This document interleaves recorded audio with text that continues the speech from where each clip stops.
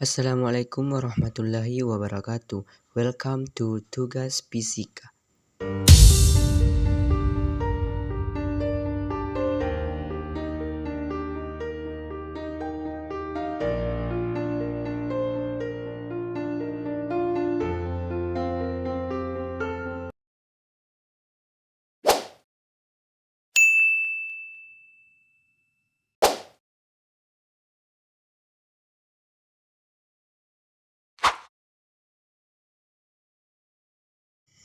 Baik teman-teman, di sini saya akan membahas materi tentang gelombang elektromagnetik.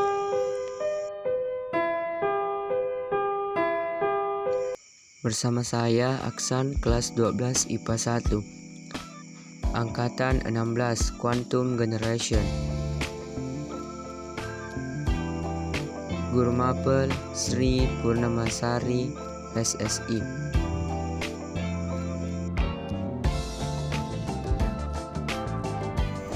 Materi yang pertama adalah hipotesis Maxwell. Teori Maxwell dikemukakan pada tahun 1864 oleh fisikawan Inggris yang bernama James Clerk Maxwell, yaitu teori yang menyebutkan bahwa cahaya adalah rambatan gelombang yang dihasilkan oleh kombinasi antara medan listrik dan medan magnetik. Gelombang yang dihasilkan medan listrik dan medan magnet disebut gelombang elektromagnetik.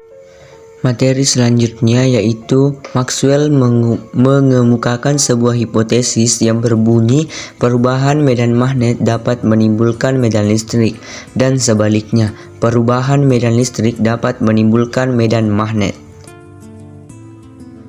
Hipotesis yang dikemukakan Maxwell mengacu pada dasar hukum tentang listrik magnet. Yang pertama, hukum Coulomb. Muatan listrik dapat menghasilkan medan listrik di sekitarnya. Yang kedua, hukum Biot-Savart dan hukum Ampere. Arus listrik atau muatan listrik yang mengalir dapat menghasilkan medan magnet di sekitarnya. Yang ketiga, hukum Faraday. Perubahan medan magnet dapat menghasilkan medan listrik, dan perubahan medan listrik dapat menghasilkan gaya gerak listrik. Rumus gelombang elektromagnetik. V sama dengan C sama dengan E per B. C adalah kelajuan gelombang elektromagnetik meter per sekon. E adalah besar medan listrik. B besar medan magnet.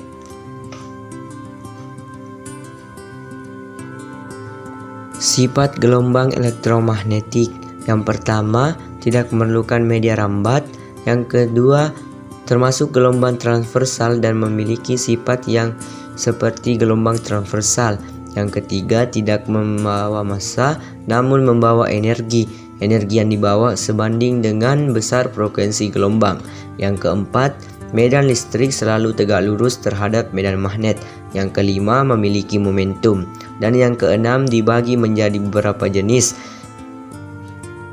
Selanjutnya, spektrum gelombang elektromagnetik. Yang pertama, gelombang radio merupakan spektrum gelombang elektromagnetik yang memiliki panjang gelombang terbesar dari frekuensi terkecil.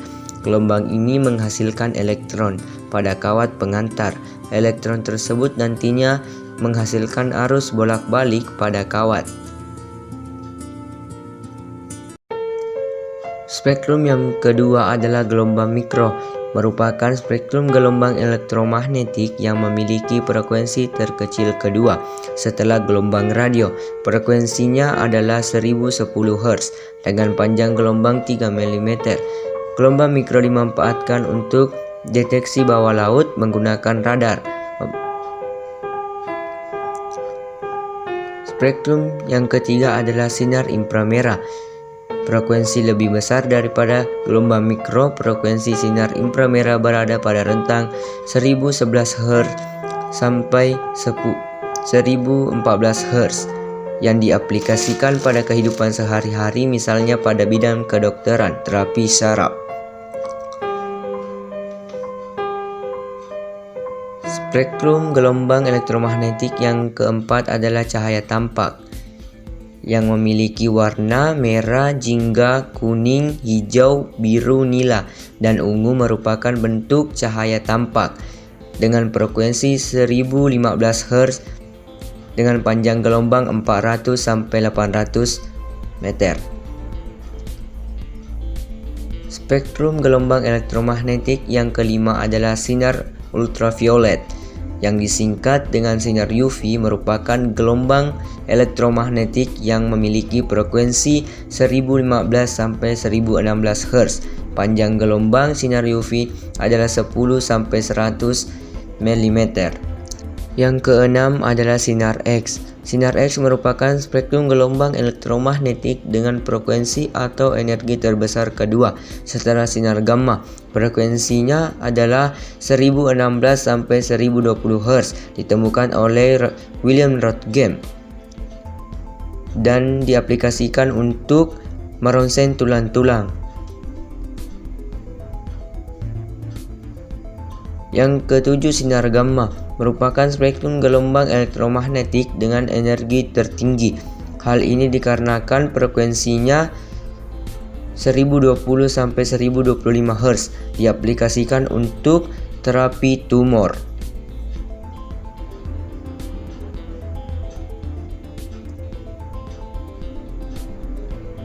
Manfaat gelombang elektromagnetik. Yang pertama, manfaat gelombang radio digunakan untuk pembawa audio suara, biasanya dikenal sebagai radio.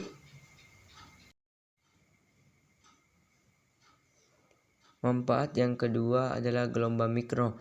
Yang pertama untuk pemanasan makanan, yang kedua komunikasi pada teknologi radar, yang ketiga menganalisis struktur atomi molekul, yang keempat memandu pendaratan pesawat, dan yang terakhir mendeteksi keberadaan suatu objek.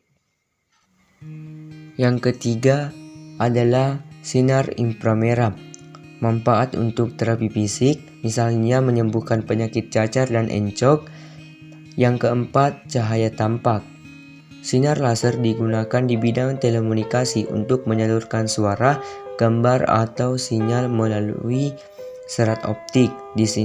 Di bidang kedokteran sebagai alat untuk mendiagnosis penyakit. Di bidang industri digunakan untuk mengelas dan memotong lempengan baja. Yang kelima, sinar ultraviolet. Manfaat yang pertama, proses fotosintesis atau asimilasi pada tumbuhan. Yang kedua, pembentukan vitamin D. Yang ketiga, membunuh kuman penyakit. Yang keempat, mensterilkan ruangan. Dan yang kelima, memeriksa keaslian tanda tangan di dunia perbankan.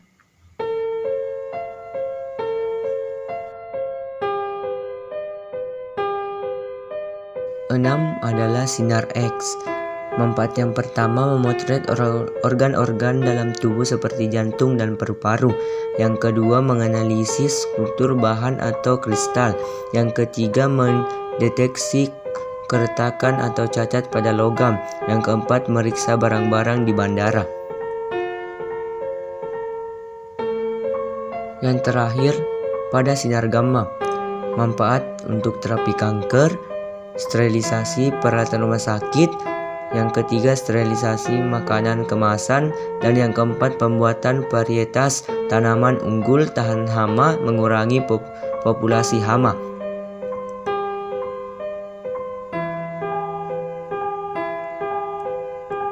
Beralih pada contoh soal gelombang elektromagnetik. Tentukan besarnya energi yang terkandung dalam suatu sinar dengan panjang gelombang 132.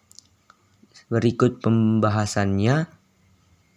Yang ditanyakan adalah E. Pada contoh soal ini, menggunakan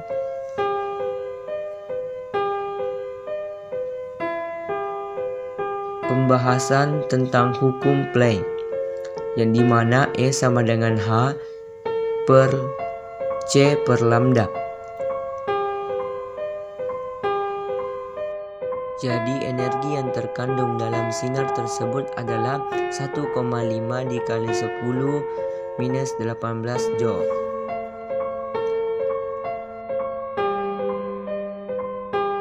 Itulah tadi pembahasan materi gelombang elektromagnetik. Makasih teman-teman telah menonton video ini. Semoga bermanfaat buat teman-teman sebagai bahan pembelajaran. Dan ada pun kata-kata dari Albert Einstein yang sangat bermotivasi. Jangan terlalu ambil hati ucapan seseorang. Kadang manusia punya mulut tapi belum tentu punya otak. Albert Einstein. Saya tutup dengan ucapan wassalamualaikum warahmatullahi wabarakatuh. Thank you for watching.